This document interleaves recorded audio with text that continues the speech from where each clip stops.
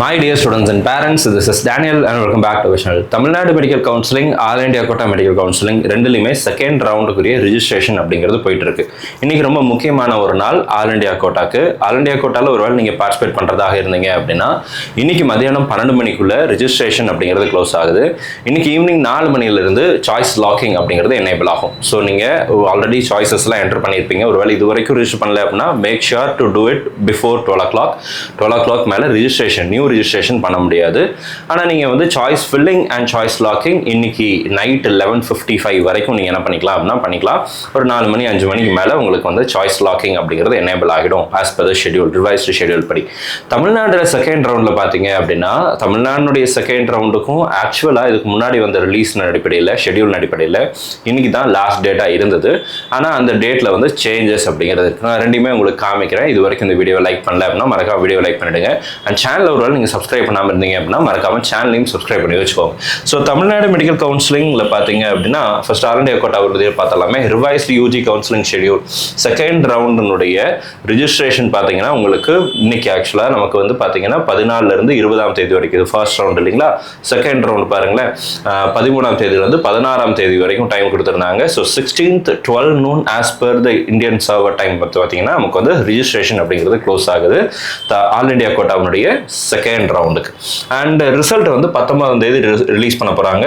20ஆம் தேதியிலேருந்து 27ஆம் தேதிக்குள்ள உங்களுக்கு எந்த கல்லூரிகள் கிடைச்சிருக்கோ அந்த கல்லூரிகளுக்கு நீங்க போய் சேர்வதற்கான நேரமாக இருக்கு. தமிழ்நாடு மெடிக்கல் செலெக்ஷன் கமிட்டியில இருந்தும் இதுக்கு முன்னாடி கொடுத்திருந்த ஷெடியூல்ல பாத்தீங்க அப்படின்னா நமக்கு ரிஜிஸ்ட்ரேஷன் அப்படிங்கிறது வந்து 14ஆம் தேதியிலிருந்து 16ஆம் தேதி வரைக்கும் தான் டைம் கொடுத்துருந்தாங்க. ஸோ 16th வரைக்கும் தான் டைம் இருந்துச்சு. ஆனால் இந்த டேட்டை வந்து என்ன பண்ணியிருக்காங்க அப்படின்னா எக்ஸ்டெண்ட் பண்ணியிருக்காங்க. அதுக்குரிய நோட்டிஃபிகேஷன் அப்படிங்கிறது இது வந்து பார்த்தீங்க அப்படின்னா 14ஆம் தேதி ரிலீஸ் பண்ண நோட்டிஃபிகேஷன். ஸோ 14th அன்னைக்கு அந்த நோட்டிஃபிகேஷன் கொடுத்துருக்காங்க. என்னன்னு பாருங்க, it is for the information to all the candidates that the competent authority of MCC has decided to extend the choice filling of round 2 of UG counseling and as the state counseling has to follow all India quota counseling by MCC. It is proposed to extend the process for choice filling of round 2. The last date of choice filling will be announced later அப்படின்னு சொல்லி போட்டிருக்காங்க. The last date அப்படிங்கிறது வந்து இப்போ வரைக்கும் சொல்லலை தமிழ்நாடுக்கு. So தமிழ்நாட்டில் கண்டிப்பாக டேட்டுங்கிறது மாறுது, இன்னைக்கு கிடையாது. எனக்கு இன்னும் சாய்ஸ் லாக்கிங் ஓப்பன் ஆகலை சார், சாய்ஸ் லாக் பண்ண முடியல சார் அப்படின்னு கேட்காதீங்க, பயப்பட வேண்டியதில்லை. அந்த மாதிரியான யோசனை அப்படிங்கிறது தேவையில்லை. ஏன்னா சாய்ஸ் ஃபில்லிங் அப்படிங்கிறத எக்ஸ்டெண்ட் பண்ணியிருக்காங்க, டேட் இன்னும் சொல்லலை. இப்போ வரைக்கும் நோட்டிஃபிகேஷன் தமிழ்நாடு மெடிக்கல் செலெக்ஷன் கமிட்டியிலேருந்து வரலை.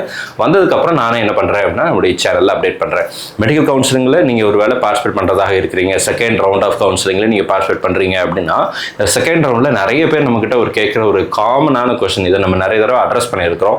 பட் ஸ்டில் ஒரு சின்ன கிளாரிஃபிகேஷன் கொடுக்கணும்னு நினைக்கிறோம். XRYங்கிற ஒரு காலேஜில் ஃபர்ஸ்ட் ரவுண்டில் உங்களுக்கு சீட் கிடச்சி அந்த காலேஜில் போய் நீங்கள் ஃபீஸ் எல்லாம் பே பண்ணி ஹாஸ்டல் அதர் ஃபீஸஸ் எல்லாமே பே பண்ணி அட்மிஷன் ப்ராசஸ் டேரெக்டாக போய் அங்கே போய் ரிப்போர்ட் பண்ணி அட்மிஷன் ப்ராசஸ் முடிச்சிருந்தீங்க அப்படின்னா அந்த சீட் உங்களுடைய சீட்டாக தான் இருக்கும். அந்த சீட்டை காரணம் கொண்டு மாற்ற மாட்டாங்க.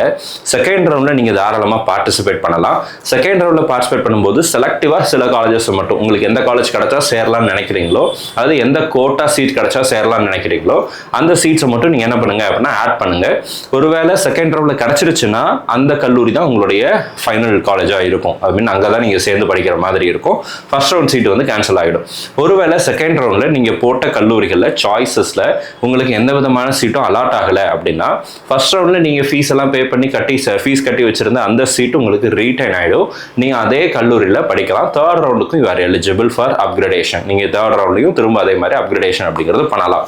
இது Tamil Nadu medical selection committee release பண்ண ப்ராஸ்பெக்டஸில் போட்டிருக்கக்கூடிய முக்கியமான விஷயமா இருக்குது.